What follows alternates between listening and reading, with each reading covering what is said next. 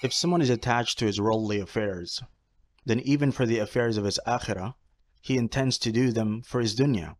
We don't even realize that. This is one of the things that is despised by Allah. Many people nowadays, when they do ibadah, the first thing they ever think of is the profit and the margin they can get. They give sadaqah, but the intention is not for the akhirah, not to extinguish the fire of hell. You know that the fire of hell cannot be extinguished except by sadaqah. Sometimes we see people are giving sadaqah, but their intention is to promote their business. Brothers and sisters, this is a mistake.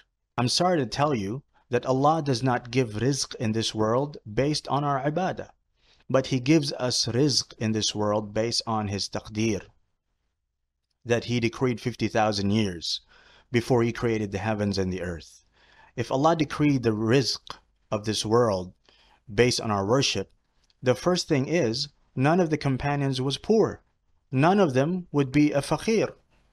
However, mu'adhamu ashabati fuqara.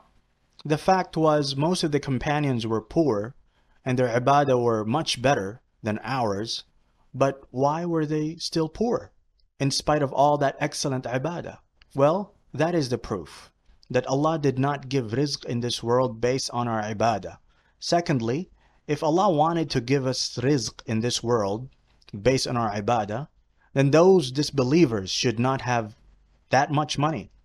Those disbelievers never even do morning and evening adhkar, let alone come to a halaqah like this. They should have been living under the bridges. So why are there many kafirs, many disbelievers, that are more wealthier than us? They have better cars than we do. They have better bikes than we do. They fly everywhere in a jet plane. We go by plane too, but the economy class one. And we still have to pay extra for the luggage.